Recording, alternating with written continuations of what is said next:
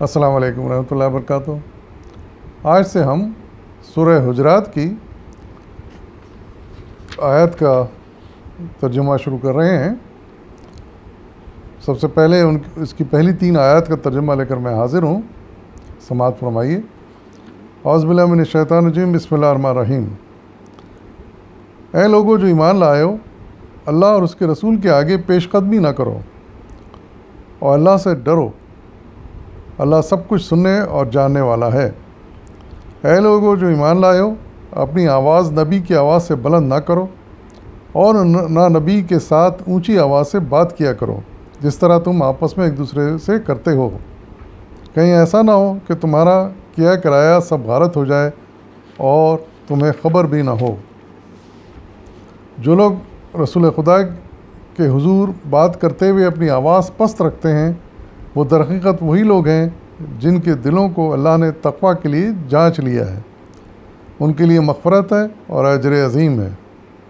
صدق اللہ العظیم۔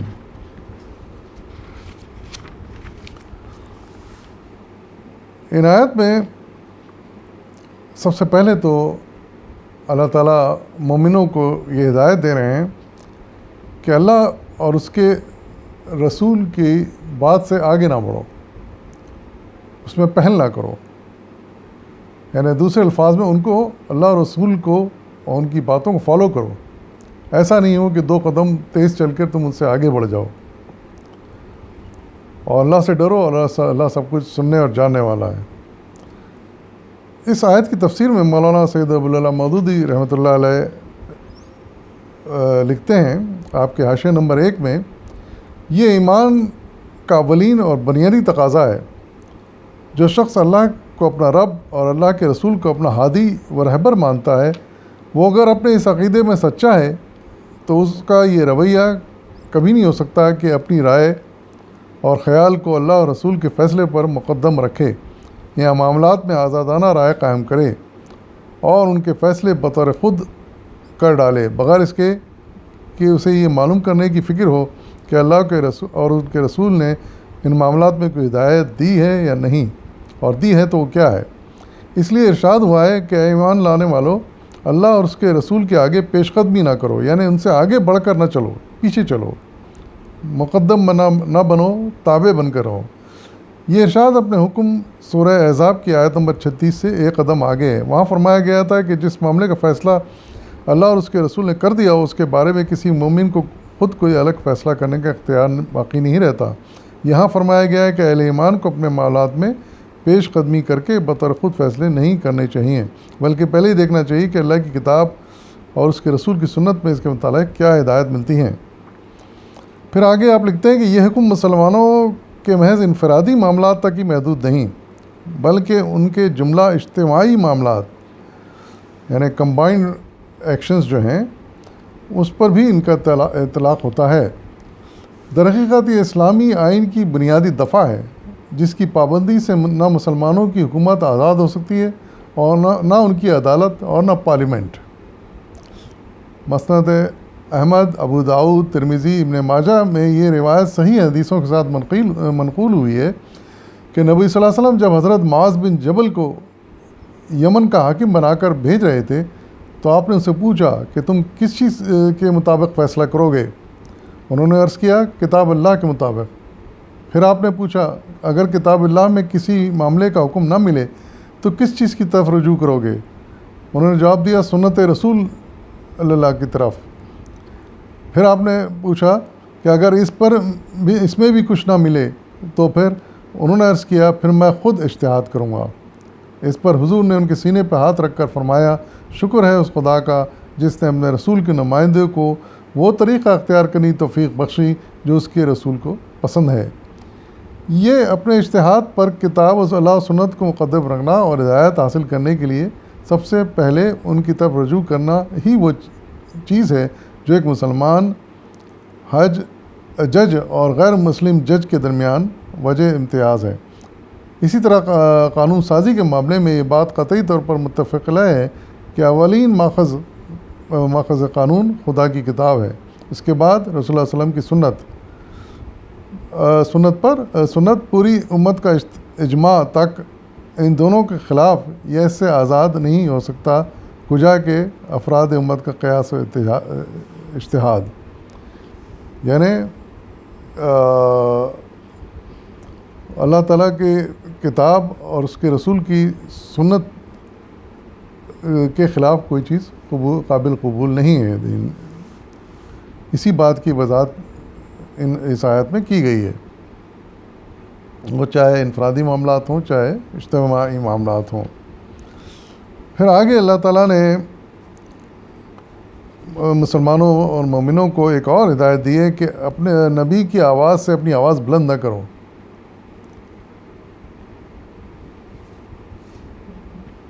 یعنی ان کا جب ان کے سے بات چیت ہو تو پورا احترام ملحوظ رکھا جائے.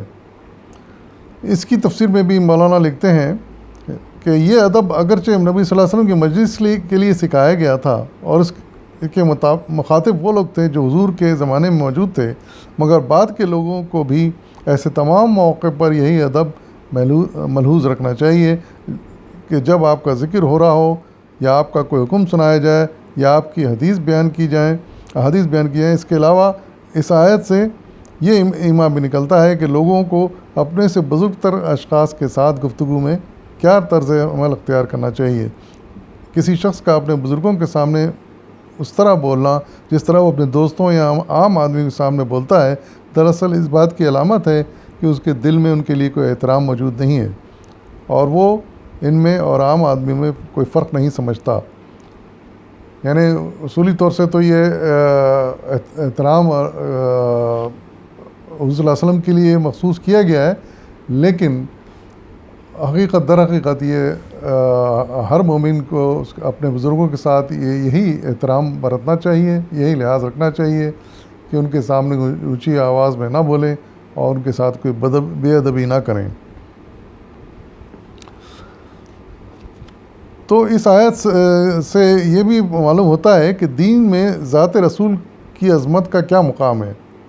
یعنی اللہ تعالیٰ نے ارشاد فرمایا آگے، کہیں ایسا نہ ہو کہ تمہارا کرایہ سب غارت ہو جائے اور تمہیں خبر بھی نہ ہو.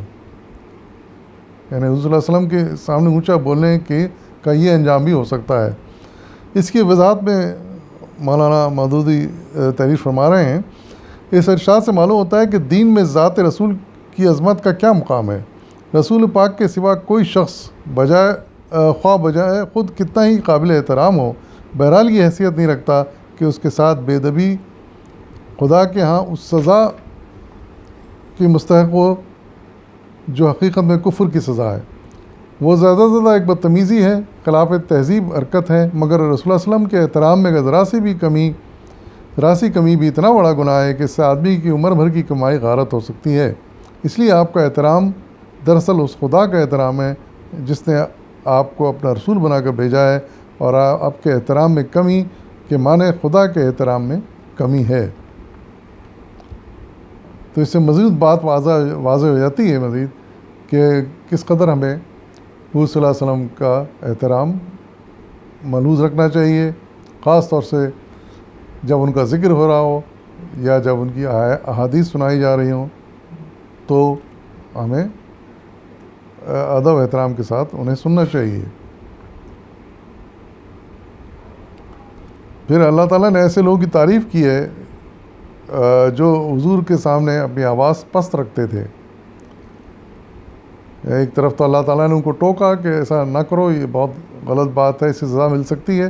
ساتھ میں ان کی تعریف بھی کی جو یہ اس بات کا خیال رکھتے تھے، اور پھر ان کی تعریف فرمائی اور ان کو یہ ارشاد فرمایا کہ ان کا تقویٰ اللہ تعالیٰ تک پہنچ گیا ہے اور ان کے لیے بڑا مغفرت اور اجر عظیم ہے، اس کی بشارت بھی دے دی گئی. وآخر دعوانا والحمد للہ رب العالمین.